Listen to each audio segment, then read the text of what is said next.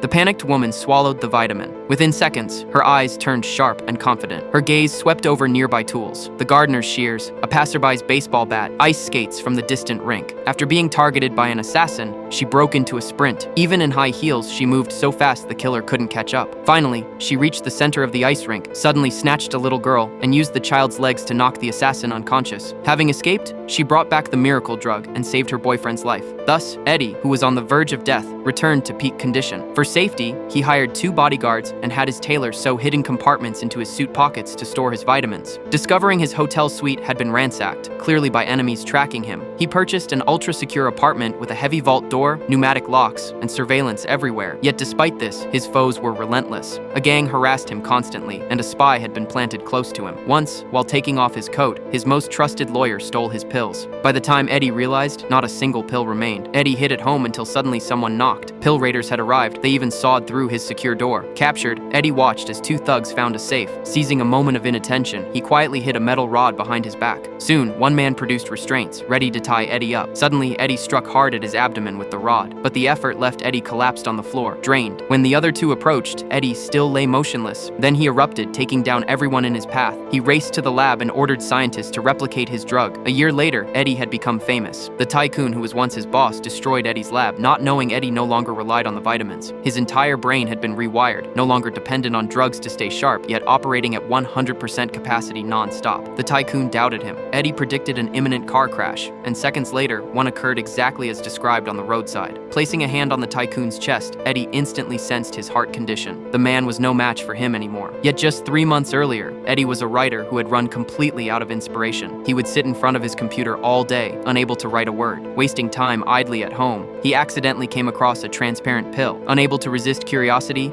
he swallowed it before even returning home. Back in his chaotic apartment, Eddie felt a sudden surge of energy. He began cleaning frantically, washing dishes, taking out trash, rearranging furniture. Soon, his place was as tidy as a hotel room. He started writing and finished an entire novel before the deadline. But the next morning, the drug's effect had worn off.